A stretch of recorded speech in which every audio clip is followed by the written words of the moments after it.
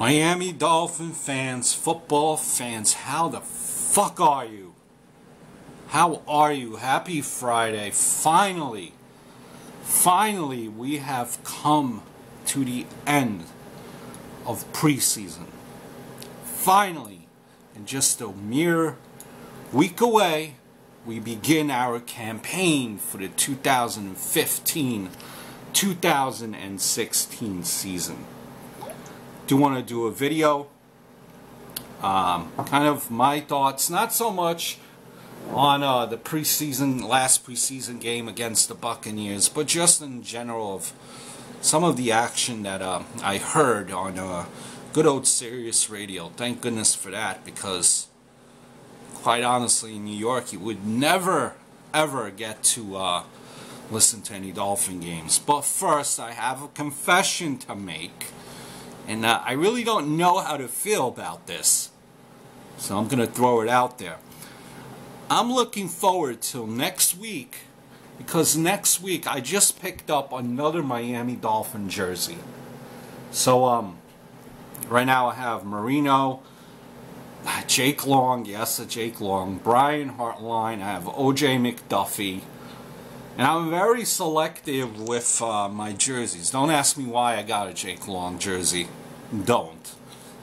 But usually my theory with jerseys are player gotta kind of accomplish something to pick up that jersey. He's gotta be a player for the team. Impact player. And but I picked up a Mike Wallace jersey for $20.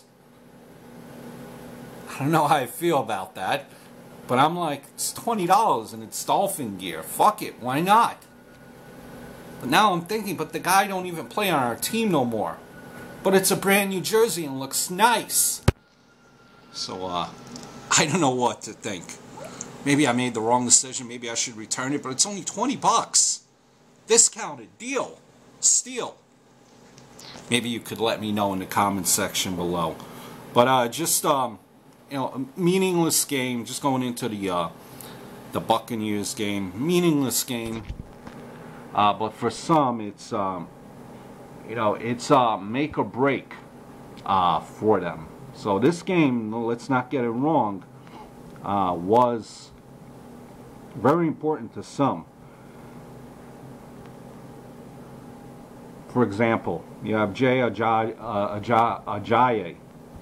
He was one of the most impressive offensive performances of the entire Dolphins preseason. He was a force, able to run for 66 yards on 9 carries, 37 yards added on 2 receptions.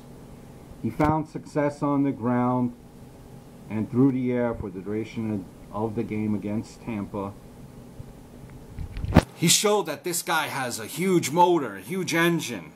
I think he will be a solid weapon for Bill there, and seemingly what's a deep arsenal heading into the 2015 season. Zach Vigil, you know, going from a undrafted free agent to having a spot on the 53-man roster is quite a journey for a linebacker out of Utah State. He's going to be a happy, I think a very happy man next week as he prepares for his first regular season game against the Redskins. He only had an ugly play on special teams. You know, it was a bad angle. All that being said, he was a standout once again. The guy has great tackling ability, and he's just a guy with great size, speed. You know, it's something that he doesn't have, in great size and speed. But he has a very high football IQ, and he tackles damn good. Damn good. Walt Aikens. The kid looks ready. I think it seems now that when Hickley was selecting Aikens this past year, he foreseed the debt that we needed at safety. I think Akins could be a good enough player to justify the selection. Very quick, and he seems to understand the workings of an NFL defense. I know he was playing against the third string Bucs, but he definitely had a great showing against the Bucs game. Then on the other hand, you had guys like LaMike James. LaMike James, we had accepted him as the team's punt returner, despite a lack of big plays. Against the Bucs, he made a big mistake that could end up tipping the scales, I guess, in the direction of who is it? I think it's Christian Jones. He muffled a punt early in the first quarter, giving up possession to the Bucs on the goal line. That's huge. That's something you don't want to do.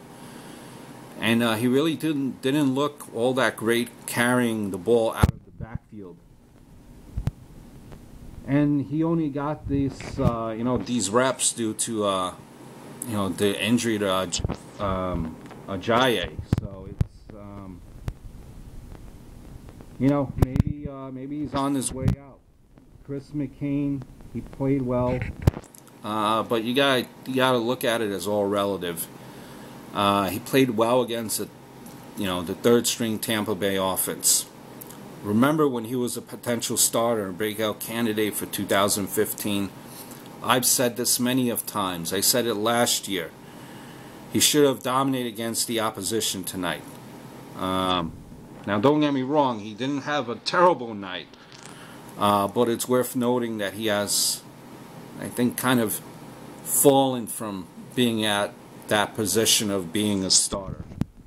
You have the other McCain. You have Bobby McCain. Some say that he held his own, but his performance in the 3 most recent preseason games, I don't believe his performance matched in the last 3 preseason games. It didn't match in the opener. It seems like he's struggling on crossing patterns and has trouble sticking with his man in and out cuts. Definitely has speed and athleticism, I think, to get the job done, but he just can't seem to put the pieces together. Some of my thoughts, obviously, and tonight, or last night rather, dreams were achieved. Dreams were definitely achieved, and some were slashed. It's a tough business in the NFL, but at the end of the day, football is here.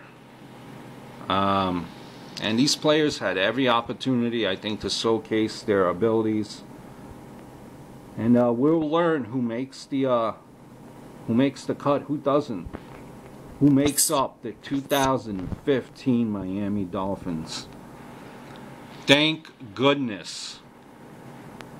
Thank goodness. Preseason is over. Regular season right around the corner. And thank goodness Josh Freeman was cut, because damn was he horrible. But Miami Dolphin fans, get fucking ready. This is our fucking year. Until next time, fins up.